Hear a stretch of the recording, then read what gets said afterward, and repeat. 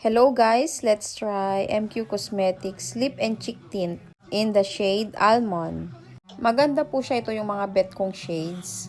Pero hindi pa yan yung final ha, kasi iwa-wipe pa natin. Yung mag-iwan na stain, yun yung magiging final na kulay niya. Let's wait for a moment para mag-dry siya. Maganda siya gamitin, long lasting na din.